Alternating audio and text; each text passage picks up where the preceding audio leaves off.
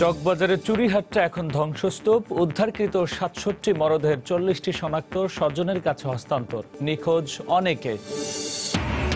চকবাজারের ঘটনা থেকে শিক্ষা নিয়ে ভবিষ্যতে সতর্ক থাকবে সরকার, বললেন ওবায়দুল কাদের। কেমিক্যাল কারখানা সরাতে সময়ের প্রয়োজন, দাবি স্বরাষ্ট্রমন্ত্রীর। সরকারের অব্যবস্থাপনার কারণে প্রাণ হারাচ্ছে মানুষ, ক্ষমতায় টিকে থাকাই লক্ষ্য, অগ্নিকাণ্ডের প্রতিক্রিয়ায় মির্জা ফখরুল। দুর্ঘটনার দায়ে সিটি কর্পোরেশন সহ সব নীতি নির্ধারণী সংস্থার, বলছেন বিশ্লেষকরা, রোধের উপায় জানা অথচ নেই কার্যকর ব্যবস্থা। এবং চকবাজারে নিহতদের পরিবার ও আহতদের সহযোগিতার আশ্বাস প্রধানমন্ত্রীর। হাইকোর্টের বিচারকদের বাংলায় রায় দেওয়ার আহ্বান। সারা দেশে ফুলেল শ্রদ্ধায় শহীদদের স্মরণ।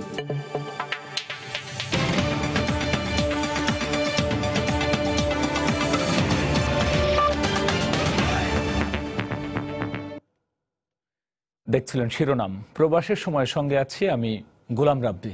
অগ্নিঝড় থেমেছে, কিন্তু রয়ে গেছে তার ধ্বংসাবশেষ। রাজধানীর চকবাজারের আগুনের পর পুরো এলাকা এখন যেন মৃত্যুপুরী। নেই গ্যাস, পানি, বিদ্যুৎ। জীবন ধারণের জন্য অনেকেই এলাকা ছেড়ে চলে গেছেন আত্মীয় স্বজনের বাসায়। এদিকে আগুনের ঘটনা এখনো পর্যন্ত ৬৭ জনের লাশ উদ্ধার করা হয়েছে। ফায়ার সার্ভিসের ৩৭টি ইউনিটের প্রায় ১২ ঘন্টার চেষ্টায় বৃহস্পতিবার সকাল ১১টার দিকে নিয়ন্ত্রণ আসে আগুন। এ ঘটনায় শোক জানিয়েছেন রাষ্ট্রপতি ও প্রধানমন্ত্রী। আতিকুর রহমান তমালের রিপোর্ট। আগুন নিভে গেছে, কিন্তু রয়ে গেছে তার ধ্বংসাবশেষ। চকবাজারের যে জায়গাটি আগুনে ঝলসে গেছে, তার আশেপাশের অন্তত ৪টি মহল্লা এখন যেন মৃত্যুপুরী। জীবন ধারণের জন্য প্রয়োজনীয় উপকরণ অভাবে ভুগছে হাজার বিশেক মানুষ। নেই গ্যাস, পানি কিংবা বিদ্যুৎ। খাবেন কি আর ঘুমাবেন কোথায়, এ নিয়ে চরম অনিশ্চয়তার মধ্যে সময় কাটছে তাদের। কিভাবে মানুষ তো গ্যাস নেই, মানুষ কিভাবে খাওয়া দাওয়া করবে? আল্লাহ হুকুম যখন কখন আছে এটা বলা যায় না। ওরা বলতে আছে ৪-৫ দিন লাগতে পারে। ছোট ছোট বাচ্চা আছে, বয়স্ক লোক আছে, আমরা কিন্তু খুব বিপদকর অবস্থায় আছি। আমাদের মনে হয় যেহেতু আগুন এখন নিভে গেছে, এখন আগুনের কোনো সমস্যা নাই। আমার মনে হয় পানি এবং গ্যাস, বিদ্যুৎটা মানে সংযোগ দিলে মানে সবচেয়ে উত্তম। পানি বিদ্যুৎ না থাকায় পরিবার পরিজন সহ অনেকেই চলে গেছেন অন্য এলাকার আত্মীয় স্বজনের বাসায়। কবে নাগাদ বাসযোগ্য হবে এলাকা, তা নিয়ে রীতিমতো দুশ্চিন্তায় তারা। আমাদের বাসা আপনার যারা আছে সব চলে গেছে, আশেপাশে এদিকে যারা লোকজন ছিল সব চলে গেছে এখান থেকে। কালকে রাত্রে এখান থেকে সবাই চলে গেছে, যা যা আত্মীয় স্বজনের বাসা চলে গেছে। যা পানি ছিল সব তো নিয়ে গেছে ওরা, ওই মধ্যে গেল। কিন্তু আমাদের এখানে এখন পানি খুব সমস্যা হতেছে, পানি উঠাইতে পারতেছি না। বৃহস্পতিবার দুপুরে উদ্ধার তৎপরতার আনুষ্ঠানিক সমাপ্তি ঘোষণার পর থেকে রাত অবধি এসব প্রশ্নের উত্তর খুঁজে পাওয়া যায়নি। তবে ধ্বংসাবশেষ সরাতে নিরন্তর কাজ করছে সিটি কর্পোরেশন। ৩০ জনের মতো পরিচ্ছন্ন কর্মী এখানে কাজ করছে। যতক্ষণ পর্যন্ত আমাদের ক্লিয়ার না হয় ততক্ষণ পর্যন্ত আমরা এখানে কাজ করব। এখন সারা রাত লাগুক আর সারাদিন লাগুক। এলাকায় দ্রুত স্বাভাবিক অবস্থায় ফিরে আসুক, এমন আকুতির পাশাপাশি মানুষগুলোর চাওয়া সরিয়ে নেওয়া হোক সব কেমিক্যাল গোডাউন। কেমিক্যাল জাতীয় গোডাউন, ফ্যাক্টরি যা থাকবে ডেফিনেটলি ওগুলো এখান থেকে সরাই দেওয়া উচিত। নিমতলী থেকে চকবাজার, লাশের মিছিলে লাশ, এরপরও শিক্ষা পায়নি বাংলাদেশ। এলাকাবাসী বলছেন আর কতকাল দেখতে হবে এমন জীবনের অপচয়। আতিকুর রহমান তমাল, সময় সংবাদ, ঢাকা।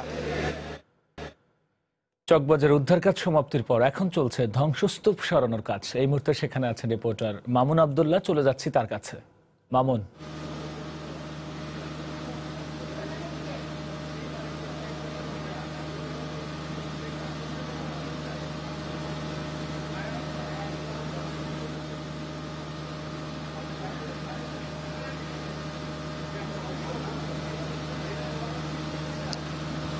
রাব্বি, আপনি জানেন যে অগ্নি দুর্ঘটনার প্রায় এখন পর্যন্ত ২৭ ঘন্টা অতিবাহিত হয়ে গেছে এবং এখন এখানকার যে বর্তমান অবস্থা সেটি হচ্ছে, আপনাকে যদি একটু দেখাই, পেছনে আমার যে বিল্ডিংটি দেখতে পাচ্ছেন, এই বিল্ডিংটি একদম পুরো ছারখার হয়ে গিয়েছিল এবং এখানকার আসলে ঘনবসতি হওয়ার কারণে মূলত আসলে এই অগ্নি দুর্ঘটনার ক্ষয়ক্ষতি আরো বেশি হয়েছিল এবং এখন পর্যন্ত প্রায় ৬৭ জনের মৃতদেহ কিন্তু উদ্ধার করা হয়েছে এবং পাশে একটি মসজিদ আছে এবং তার পাশে আসলে ২-৩টি ভবন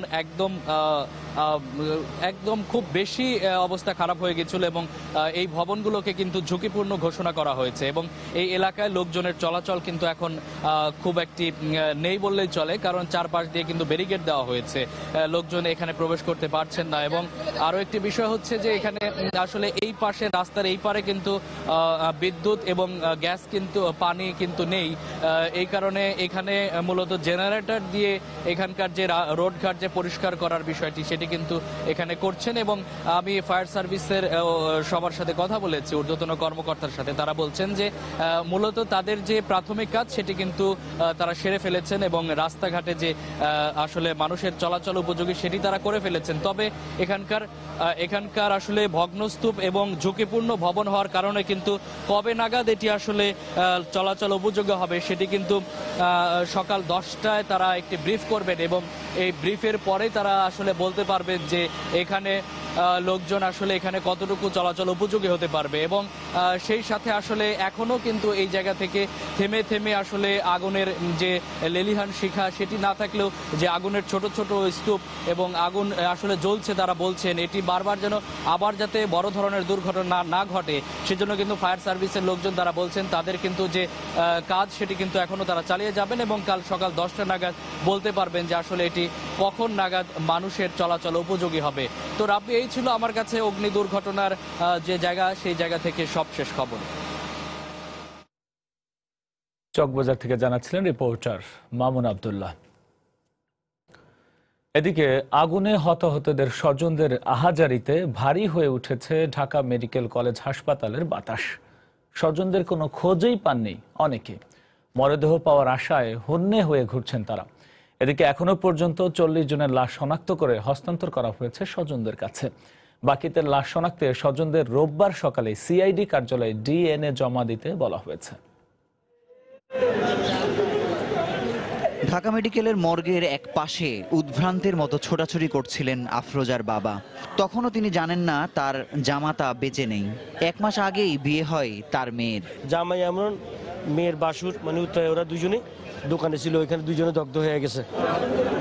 জুতার ব্যবসায়ী মোশাররফ হোসেন বাবুল বন্ধুকে নিয়ে বাড়ি ফিরছিলেন। চুড়িহাট্টায় যানজটে আটকে যায় তার রিক্সা। এরপর হঠাৎ বিস্ফোরণ। বেঁচে যাওয়া বন্ধু সাইফুল ইসলাম মর্গে আসেন বাবুলের মরদেহের খোঁজে। লাশ শনাক্তের পর ভেঙে পড়েন কান্নায়। আমরা দুজন রিক্সায় ছিলাম, তো হঠাৎ করে একদম 1 সেকেন্ডের ভিতরে একটা বিকট শব্দের পরে একদম অনেক দাউ দাউ করে 2 মানুষ সমান আগুন হয়ে গেছে পুরো এলাকা। অনেকের ভাগ্যে প্রিয়জনের মরদেহও জোটেনি। এক ডেকোরেটরের দোকানে থাকা জুম্মন হোসেনের কোনো খোঁজ পাননি তার স্বজনেরা। আমরা এখনো খুঁজে পাইনি। অন্য হাসপাতালেও গেছি, মিটফোর্টে গেছি, এখানেও আসছে, এখানে যত বডি আছে দেখছি। দমবন্ধ দীর্ঘ অপেক্ষার পর বৃহস্পতিবার দুপুর 2টা থেকে শুরু হয় মরদেহ হস্তান্তর প্রক্রিয়া। রাত 9টা পর্যন্ত শনাক্ত হওয়া 40 জনের মরদেহ হস্তান্তর করা হয় স্বজনদের কাছে। পরিচয় না পাওয়া মরদেহগুলোর শনাক্তের জন্য পরিবারের সদস্যদের রোববার সকালে সিআইডি অফিসে যোগাযোগের অনুরোধ করেছেন ডিএমসির ফরেনসিক বিভাগ।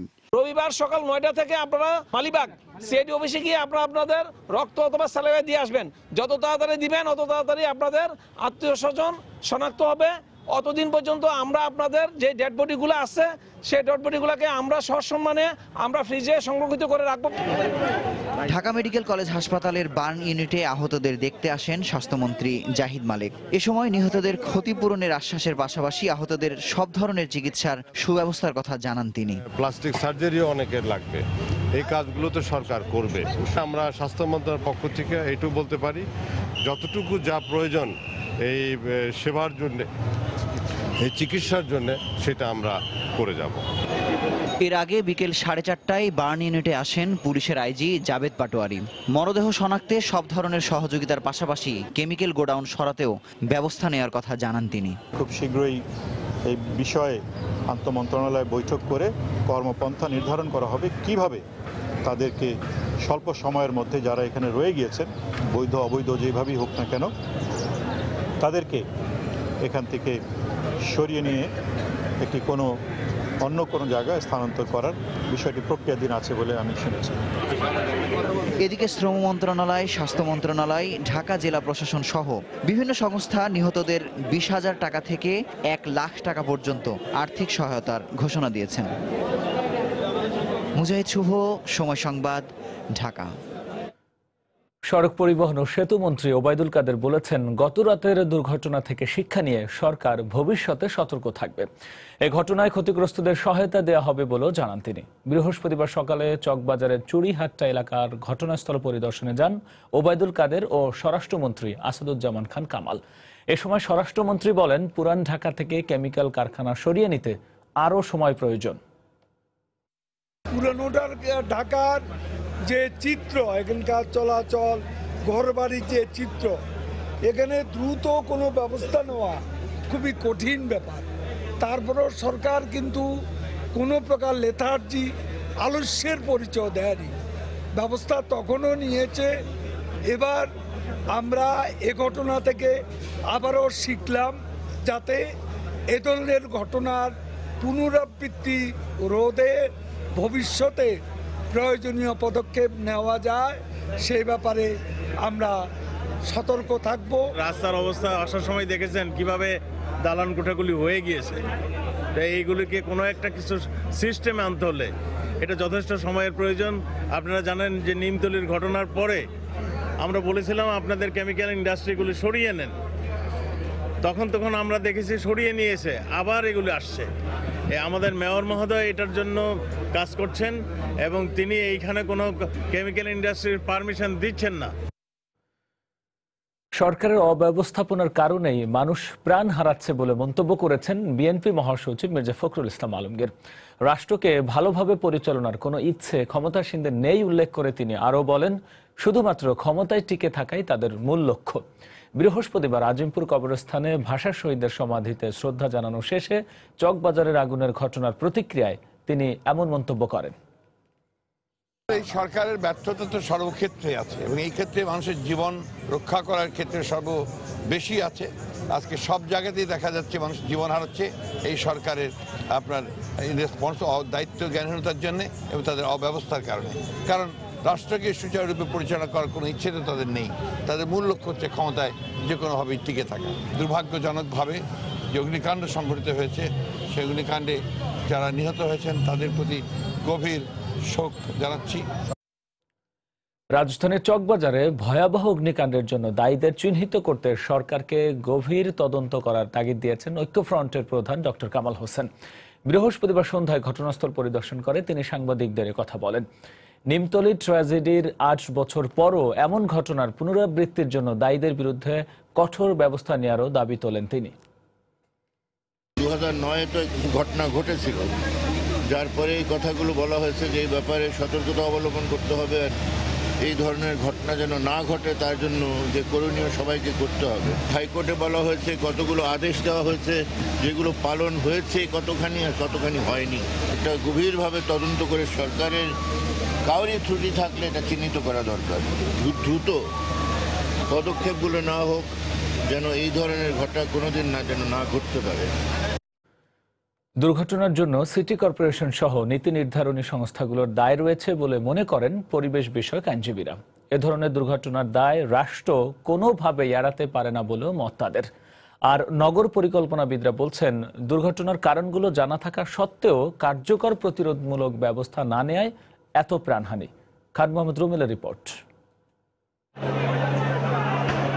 পুরান ঢাকার অলিগলিতে রাত বাড়লেও মানুষের উপস্থিতি কমে না। চকবাজারের চুড়িহাট্টার ঘিঞ্জি আর অপরিসর গলিতে বুধবার রাতেও ভিড় ছিল বেশ। যানজটে নাকাল মানুষগুলো আর ফিরবে না ঘরে। নির্দয় আগুন তাদের পাঠিয়ে দিয়েছে না ফেরার গন্তব্যে। ঠিক 10 বছর আগে পুরান ঢাকার নিমতলিতেই রাসায়নিকের গোডাউন থেকে আগুনে পুড়ে মরেন 124 জন মানুষ। প্রতিবার অগ্নিকাণ্ডের পরই আসে শোক আর আশ্বাসের বার্তা। কারখানাগুলোকে অগ্নিরোধক করার, আবাসিক এলাকা থেকে কেমিক্যাল গোডাউন সরিয়ে নেয়ার, ঝুঁকিপূর্ণ ভবন থেকে বাসিন্দাদের সরিয়ে নেয়ার, রাস্তা বড় করার, কিন্তু আশ্বাসের সঙ্গে বাস্তবতা মেলে না। স্টেটের এটা ইমপ্লাইড রেসপন্সিবিলিটি হচ্ছে to take care or look after the citizen of the country. So state always responsible. আর কেউ না থাকলেও সাধারণ মানুষ সবসময় স্টেটকে রেসপন্সিবল করে রেমেডি চাইতে পারে। এটা রেগুলার চেকের মধ্যে নিয়ে আসার ব্যাপারে দায়িত্ব কাদের ছিল? সিটি কর্পোরেশনের তো দায়িত্ব ছিলই। জড়িত তো যারা ব্যবস্থা নেওয়ার কথা বলছেন তারাই তো আসলে রেসপন্সিবল। আর নগর পরিকল্পনাবিদরা এটিকে দুর্ঘটনা নয়, দেখছেন অবহেলাজনিত হত্যাকাণ্ড হিসেবে। তাদের মতে এসব থেকে বের হওয়ার পরিকল্পনা, কারণ নির্ধারণ এসব হয়েছে আগেই, দরকার শুধু বাস্তবায়ন। এটি ঠিক দুর্ঘটনা বলা যাবে না, এটি আত্মাহুতি এটি সকলের অবহেলার শিকার এবং সেই অর্থে অবহেলাজনিত হত্যাকাণ্ড বটে। আমরা জানি কি করতে হবে, আমরা জানি কোথায় সমস্যা। এইগুলোর আলোচনা পরিকল্পনা কোনোটাই বাকি নেই, শুধুমাত্র কার্যকর ব্যবস্থাপনা। তাহলে কি আমাদের কার্যকর ব্যবস্থাপনাই সবচেয়ে বড় গুরুতর দায়? তাই যদি হয়ে থাকে, যারা যারা এর জন্য দায়ী প্রত্যেককে দায় নিতে হবে। তারা বলেন, শুধু আইন প্রয়োগ কিংবা সচেতনতা তৈরির সভা সম্মেলনে সীমাবদ্ধ না থেকে দুর্ঘটনা রোধে লড়তে হবে নাগরিকদের। খান মোহাম্মদ রুমেল, সময় সংবাদ, ঢাকা। প্রবাসের সময় আরও থাকছে। চকবাজারের অগ্নিকাণ্ডের ঘটনায় বিশ্ব নেতাদের শোক। দূতাবাসগুলোতে শহীদ দিবসের অনুষ্ঠানে শোকার্ত প্রবাসী বাংলাদেশিদের সমবেদনা।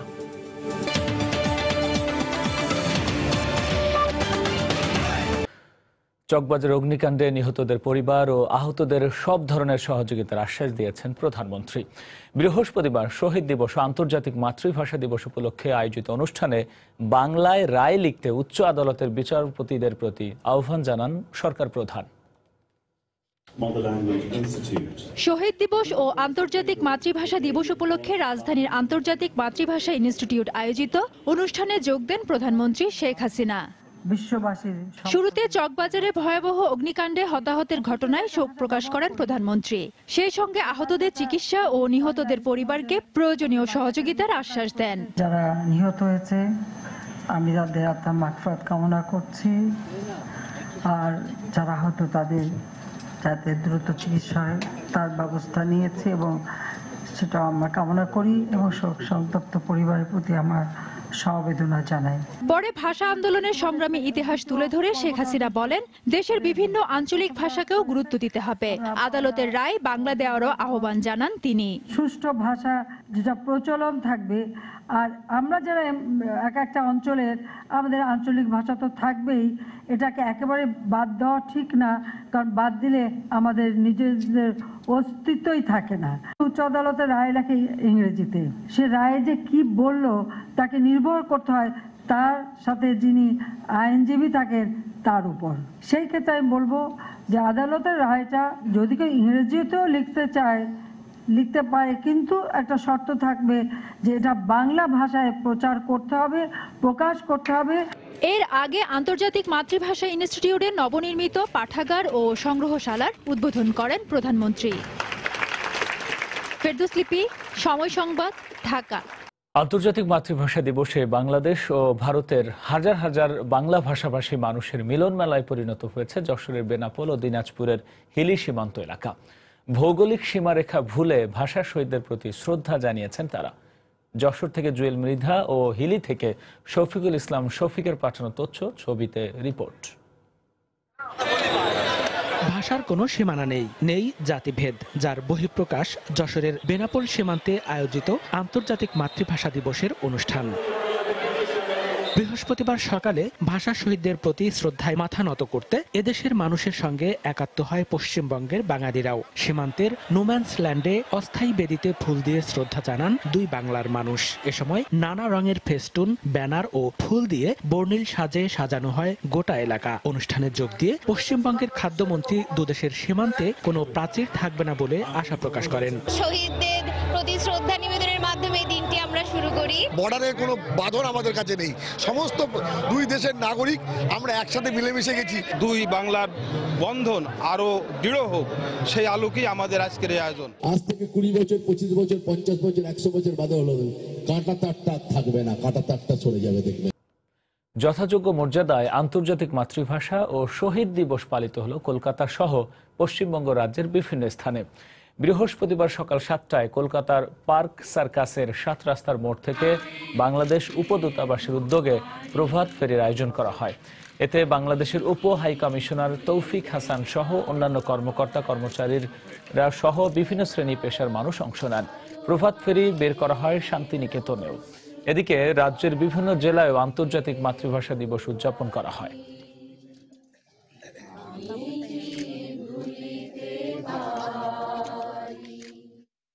র্যালি করলাম, র্যালিতে হচ্ছে হচ্ছে গিয়ে গান গাইতে গাইতে এখানে এসেছি। তারপর হচ্ছে গিয়ে ফুল দিয়ে শহীদদের শ্রদ্ধা জানিয়েছি। বাংলাদেশে আমরা এই দিনটি যেভাবে পালন করে থাকি, আমরা বিশ্বভারতী স্টুডেন্ট হয়েও, বাংলাদেশের স্টুডেন্ট হয়েও এখানেও ঠিক আগের মতন করেই ভাষা দিবস উদযাপন করার সুযোগটা পাচ্ছি। তো নিজের দেশের মতোই অনুভূতিটা হচ্ছে এখানে। এদিকে যথাযোগ্য মর্যাদায় বিশ্বের বিভিন্ন দেশে আন্তর্জাতিক মাতৃভাষা দিবস পালিত হয়েছে। সৌদি আরব, কুয়েত, মালয়েশিয়া, কানাডা, ইতালি ও স্পেনে বিভিন্ন কর্মসূচির মধ্য দিয়ে ভাষা শহীদদের প্রতি শ্রদ্ধা জানানো হয়। অনুষ্ঠিত হয় আলোচনা সভা ও বিশেষ মোনাজাত। এ সময় রাজধানীর চকবাজারে ভয়াবহ অগ্নিকাণ্ডে নিহতদের আত্মার মাগফিরাত কামনা করেন প্রবাসী বাংলাদেশিরা। প্রতিনিধিদের পাঠানো তথ্য ছবি নিয়ে ডেস্ক রিপোর্ট। সৌদি আরবের রাজধানী রিয়াদে বাংলাদেশ দূতাবাসে স্থাপিত অস্থায়ী শহীদ মিনারে ফুল দিয়ে শহীদদের প্রতি শ্রদ্ধা জানান রাষ্ট্রদূত গোলাম মুসি। এ সময় দূতাবাসের কর্মকর্তা সহ প্রবাসী বাংলাদেশিরা উপস্থিত ছিলেন। আলোচনা সভায় বক্তারা ভাষা শহীদদের পাশাপাশি চকবাজারে অগ্নিকাণ্ডে নিহতদের আত্মার মাগফিরাত কামনা করেন। এছাড়াও জেদ্দার বাংলাদেশ কনসুলেটে ভাষা শহীদদের প্রতি ফুল দিয়ে শ্রদ্ধা জানান কনসাল জেনারেল এবং কনসুলেটের কর্মকর্তা ও কর্মচারীরা। পরে শহীদদের আত্মার মাগফিরাত কামনায় বিশেষ মোনাজাত অনুষ্ঠিত হয়। স্থানীয় সময় সকাল ৯টায় কুয়েতের বাংলাদেশ দূতাবাসে অস্থায়ী বেদিতে ফুল দিয়ে মহান ভাষা শহীদদের প্রতি শ্রদ্ধা জানানো হয়। পরে রাষ্ট্রদূত আবুল কালামের সভাপতিত্বে আলোচনা সভা অনুষ্ঠিত হয়। এতে দেশটিতে বসবাসরত প্রবাসী বাংলাদেশিরা উপস্থিত ছিলেন। মালয়েশিয়ার বাংলাদেশ দূতাবাস প্রধান ওয়াহিদা আহমেদের নেতৃত্বে ভাষা শহীদদের প্রতি ফুল দিয়ে শ্রদ্ধা জানান দূতাবাসের কর্মকর্তা এবং কর্মচারীরা। এছাড়াও শ্রদ্ধা জ্ঞাপন করেন বিভিন্ন সংগঠন সহ প্রবাসী বাংলাদেশিরা। এ সময় চকবাজারে অগ্নিকাণ্ডে নিহতদের আত্মার মাগফিরাতও কামনা করা হয়। কানাডার মন্ট্রিয়লে তীব্র তুষার ও শীত। এদিকে রাজধানীর চকবাজারে ভয়াবহ অগ্নিকাণ্ডে হতাহতদের পরিবারের প্রতি গভীর শোক প্রকাশ করেছেন বিশ্ব নেতারা। বৃহস্পতিবার রাষ্ট্রপতি আব্দুল হামিদ এবং প্রধানমন্ত্রী শেখ হাসিনার কাছে পাঠানো বার্তায় শোক জানান রুশ প্রেসিডেন্ট ভ্লাদিমির পুতিন। আগুনে হতাহতদের স্বজনদের প্রতি সমবেদনার পাশাপাশি অগ্নিদগ্ধদের দ্রুত সুস্থতা কামনা করেন তিনি। শোক জানায় যুক্তরাষ্ট্র। বাংলাদেশে নিযুক্ত মার্কিন রাষ্ট্রদূত আল আর মিলার শোক বার্তায় বলেন, চকবাজারে ভয়াবহ অগ্নিকাণ্ডের ঘটনায় বাংলাদেশিদের পাশাপাশি যুক্তরাষ্ট্রবাসীও শোকাহত। এছাড়াও আহতদের সুস্থতা কামনা করে টুইটারে শোক জানান পশ্চিমবঙ্গের মুখ্যমন্ত্রী মমতা বন্দ্যোপাধ্যায়।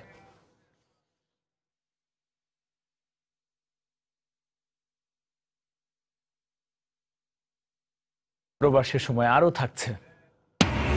রাজধানীর চকবাজারে অগ্নিকাণ্ডের ঘটনায় শোক নেমে এসেছে দেশের ক্রীড়াঙ্গনেও। হতাহতদের পরিবারের প্রতি সমবেদনা। বৃহস্পতিবার সকাল থেকেই পাঠক দর্শনার্থীদের পদচারণায় মুখর অমর একুশে গ্রন্থমেলা।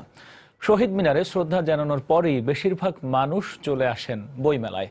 সামাজিক সংগঠনের ব্যানারে শিক্ষা প্রতিষ্ঠান থেকে কিংবা পুরো পরিবার নিয়েই বইয়ের সঙ্গে সময় কাটিয়ে যান তারা।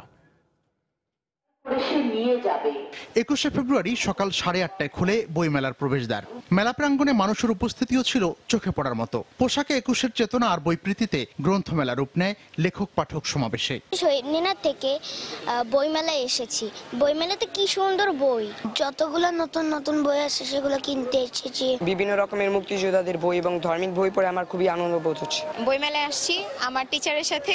আমি নিজে একটা বই কিনেছি আর মিস আমাকে একটা বই কিনে দিয়েছে। বই পড়তে আমার খুবই ভালো লাগে। আমার টম এন্ড জেরি বেশি ভালো লাগে। চাকরিজীবী মহিলারা আমরা সময় দিতে পারি না, আজকে ছুটির দিনে তাদের নিয়ে ঘুরবো এবং তাদেরকে বই কিনে দেব। ছুটির দিনের সকালবেলায় বেশি ভিড় ছিল শিশু চত্বরে। সবারই আগ্রহ সিসিমপুরের চরিত্রগুলোকে দেখার। তবে সরাসরি তাদের দেখা না পেলেও আনন্দে ভাটা পড়েনি। আলুম, টুকটুকি এবং সিসিমপুরের লোকজনকে দেখতে এসেছিলাম, কিন্তু তারা এখন আসেনি। এখানে বাচ্চাদের নিয়ে এসে ওরা যেভাবে উপভোগ করে, ওদের উপভোগটা আমাদের উপভোগ মনে হয়। আনন্দটাকে শুধু কম্পিউটারের মধ্যে বা ল্যাপটপের মধ্যে না রেখে বই পুস্তকের সাথে একটু সম্পৃক্ত করতে যাচ্ছি। স্টল গুছিয়ে ওঠার আগেই পাঠকের উপস্থিতিতে খুশি বিক্রেতারাও। লোকজন যেভাবে বাড়তেছে, মনে হচ্ছে যে অন্যান্য দিনের তুলনায় আজকে বিক্রিটা ভালো হবে এবং অনেক বাচ্চারা আসতেছে, এটা খুব ভালো। আর কদিন বাদেই শেষ হবে প্রাণের মেলা। তাই বইয়ের সমারোহে যেন যতটা পারেন সময় কাটিয়ে নিচ্ছেন বইপ্রেমীরা। মিজানুর রহমান খবির, সময় সংবাদ, ঢাকা। আন্তর্জাতিক মাতৃভাষা দিবস উপলক্ষে ব্রাহ্মণবাড়িয়া ও ভোলায় সপ্তাহব্যাপী 21শে বইমেলা শুরু হয়েছে। বৃহস্পতিবার বিকেলে শহরের শহীদ ধীরেন্দ্রনাথ দত্ত ভাষা চত্বরে মেলার উদ্বোধন করেন জেলা প্রশাসক হায়াতুদ্দৌলা। এ সময় পৌর মেয়র ও জেলা আওয়ামী লীগের সাধারণ সম্পাদক সহ প্রশাসনের ঊর্ধ্বতন কর্মকর্তারা উপস্থিত ছিলেন। আলোচনা শুরুতে 52 ভাষা শহীদদের ও গত রাতে পুরান ঢাকার চকবাজারে অগ্নিকাণ্ডে মৃতদের স্মরণে নীরবতা পালন করা হয়।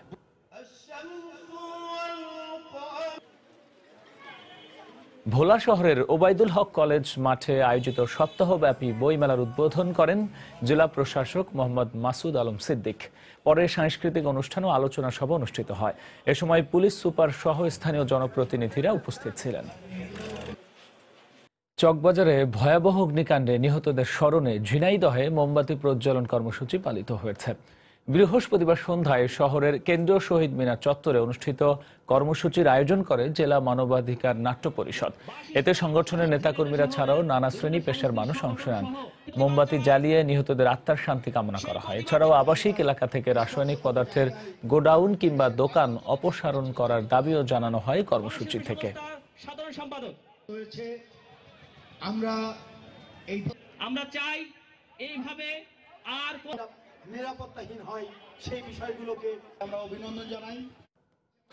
নওগাঁয় বৈদ্যুতিক শর্ট সার্কিট থেকে আগুন লেগে পুড়ে গেছে বসতবাড়ি। অন্যদিকে বাগেরহাটের মংলায় পর্যটকবাহী একটি বোটে অগ্নিকাণ্ড হয়েছে। বৃহস্পতিবার সকালে নওগাঁর মান্দা উপজেলার মৈনম এলাকার একটি বাড়িতে বৈদ্যুতিক শর্ট সার্কিট থেকে আগুন লাগে। মুহূর্তেই তা ছড়িয়ে পড়ে পাশের আরো কয়েকটি বসত ঘরে। স্থানীয়রা প্রায় 1.5 ঘন্টার চেষ্টায় আগুন নিয়ন্ত্রণে আনে।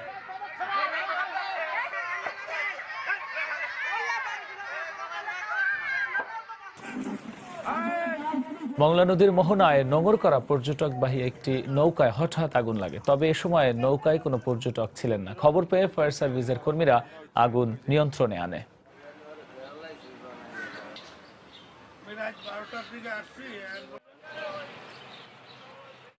বরিশালে বাসের ধাক্কায় মোটরসাইকেল আরোহী 2 কলেজ ছাত্র নিহত হয়েছেন। বৃহস্পতিবার সকালে গৌরনদী উপজেলায় দুর্ঘটনা হয়।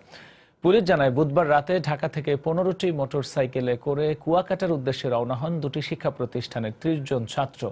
সকাল 7টার দিকে ঢাকা বরিশাল মহাসড়কের বামরাইল এলাকায় বাস ধাক্কায় নাজমুল হাসান ও মোহাম্মদ মহসিন মোটরসাইকেল থেকে ছিটকে পড়ে।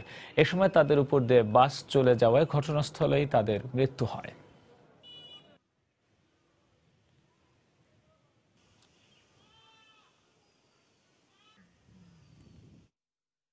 কক্সবাজার উপকূলে এখন পুরোদমে চলছে শুটকি উৎপাদন। বছরের এ সময় আবহাওয়া শুটকি উৎপাদনের জন্য সবচেয়ে উপযোগী হওয়ায় দারুণ ব্যস্ত উপকূলের শুটকি মহালগুলো। তবে দিন দিন মানসম্মত শুটকি উৎপাদন বৃদ্ধি পেলেও সেভাবে সরকারি পৃষ্ঠপোষকতা নেই বলে দাবি ব্যবসায়ীদের। অবশ্য স্বল্প সুদে ব্যবসায়ীদের ঋণ পেতে ব্যবস্থা নেওয়ার কথা জানায় মৎস্য বিভাগ। সুজাউদ্দিন রুবেলের তথ্য ও মোহাম্মদ ফরাজের ছবি নিয়ে রিপোর্ট। দেশের সর্ববৃহৎ শুটকি মহাল বঙ্গোপসাগরের কক্সবাজার উপকূলবর্তী নাজিরার টেক। প্রায় 100 একর এলাকা জুড়ে চলছে শুটকি উৎপাদনের ধুম, যা চলবে জুলাই মাস পর্যন্ত। সাগর থেকে ধরে আনা ছুরি, কোরাল, সুরমা, লইট্টা, পোপা, রূপচাঁদা সহ প্রায় 20 প্রজাতির মাছ 4 থেকে 12 দিন রোদে শুকিয়ে তৈরি হচ্ছে হরেক রকমের শুটকি। কেউ সাগর থেকে আনা মাছ ধুয়ে নিচ্ছেন, কেউ আবার ধুয়ে আনা মাছ বাঁশের মাচায় দিচ্ছেন রোদে। বছরের এ আবহাওয়া শুটকি উৎপাদনের জন্য সবচেয়ে উপযোগী হওয়ায় ব্যস্ত শুটকি মহালগুলো। সরকারি বেসরকারি সহযোগিতায় মানসম্মত শুটকি উৎপাদন হওয়ায় এখন দেশের গণ্ডি পেরিয়ে বিদেশেও রপ্তানি করা হচ্ছে। শীতকাল হচ্ছে একটা শুটকির মৌসুম। এই সিজন আমরা অনেক ধরনের শুটকি শুকাই থাকে। বড়গুলা শুকাতে 10 থেকে 15 দিন 12 দিন লাগে, ছোটগুলা শুকাইতে 3-4 দিন লাগে। বিভিন্ন সংস্থা শেষ প্রশিক্ষণ দরকার, আমরা খুব সুস্থ যে শুটকিগুলো শুকাইতেছে, মান উন্নত হইতেছে। এটা বিভিন্ন দেশে মাছগুলো রপ্তানি হইতেছে, আমাদের সুনাম বাড়তেছে। মূলধনের ক্ষেত্রে সরকারি পৃষ্ঠপোষকতা পাওয়া গেলে এ শুটকির রপ্তানি বাড়ানো সম্ভব বলে মনে করেন এ মৎস্য ব্যবসায়ী নেতা। অর্থনৈতিক সহযোগিতার দরকার হয়, যদি সরকারিভাবে আমরা যদি এই সহযোগিতা পাই আমাদের ভবিষ্যতে ভালো হয়। তবে মৎস্য বিভাগের এ কর্মকর্তার দাবি, কীটনাশক মুক্ত স্বাস্থ্যসম্মত শুটকি উৎপাদনে সব ধরনের সহায়তা করা হচ্ছে। এখানকার শুটকিগুলা যেন গুণগত মানের শুটকি উৎপাদন হয় এবং সারা বাংলাদেশ এবং বাংলাদেশ ফেলে বহির্বিশ্বের জন্য আমরা সাপ্লাই দিতে পারি, সেই উদ্দেশ্য নিয়েই মূলত কাজ করা হচ্ছে। এবং এই উদ্দেশ্যকে সামনে রেখে মোটামুটি যত লোক এখানে কাজ করে প্রায় সকলকে আমরা প্রশিক্ষণের আওতায় নিয়ে আসতে অলরেডি। মৎস্য ব্যবসায়ী সমিতির দেয়া তথ্যমতে জেলার নাজিরার টেক মহলে গত বছর উৎপাদিত ৫,০০০ মেট্রিক টন শুটকি থেকে আয় হয়েছে প্রায় ১,৪০০ কোটি টাকা। সময় সংবাদ, কক্সবাজার। দেখছেন প্রবাসের সময়। ঢাকা, চট্টগ্রাম, রাজশাহী ও সিলেটে শিক্ষা মেলা আয়োজন করতে যাচ্ছে মালয়েশিয়ার ৬টি পাবলিক ও প্রাইভেট বিশ্ববিদ্যালয়। দেশটিতে পড়াশোনায় আগ্রহী বাংলাদেশি শিক্ষার্থীদের বিভিন্ন তথ্য দিতেই এ উদ্যোগ নেওয়া হয়েছে বলে জানানো হয়েছে। রাজধানী কুয়ালালামপুরে সংবাদ সম্মেলনে জানানো হয়, আগামী মার্চেই দেশের 4টি শহরে শিক্ষা মেলা অনুষ্ঠিত হবে। সঠিক তথ্য ও ঠিক নির্দেশনার অভাবে প্রতি বছরই বিপুল সংখ্যক শিক্ষার্থী মালয়েশিয়া গিয়ে বিপাকে পড়ছেন। তাদের সঠিক পরামর্শ ও বিভিন্ন সেবা দিতেই এ মেলার আয়োজন করা হয়েছে বলে সংবাদ সম্মেলনে জানানো হয়। Which simply means is especially for international. In Bangladesh, we will be offering definitely. এ পর্যায়ে শীর্ষ সংবাদগুলো জানিয়ে দিচ্ছি আরও একবার।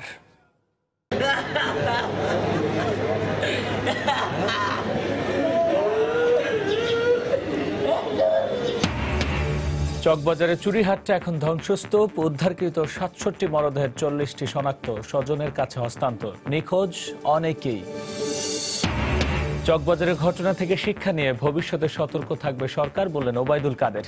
কেমিক্যাল কারখানা সরাতে সময়ের প্রয়োজন, দাবি স্বরাষ্ট্রমন্ত্রীর। সরকারের অব্যবস্থাপনার কারণে এই প্রাণ হারাচ্ছে মানুষ, ক্ষমতায় টিকে থাকাই লক্ষ্য, অগ্নিকাণ্ডের প্রতিক্রিয়ায় মির্জা ফখরুল। দুর্ঘটনার দায় সিটি কর্পোরেশন সহ সব নীতি নির্ধারণী সংস্থার, বলছেন বিশ্লেষকরা। রোধের উপায় জানা অথচ নেই কার্যকর ব্যবস্থা। এবং চকবাজারে নিহতদের পরিবার ও আহতদের সহযোগিতার আশ্বাস প্রধানমন্ত্রীর। হাইকোর্টের বিচারকদের বাংলায় রায় দেওয়ার আহ্বান। সারা দেশে ফুলেল শ্রদ্ধায় শহীদদের স্মরণ। এই ছিল প্রবাসের সময়। যে কোনো খবর পেতে ভিজিট করুন সময়নিউজ.tv। আপনার মোবাইলে সময় সংবাদ দেখতে ও সকল খবর পেতে ডাউনলোড করুন সময় অ্যাপ। এছাড়াও এইমাত্র পাওয়া খবর আপনার মোবাইলে পেতে SMS করুন *BN লিখে পাঠিয়ে দিন 16242 নম্বরে। সঙ্গে থাকুন সময়।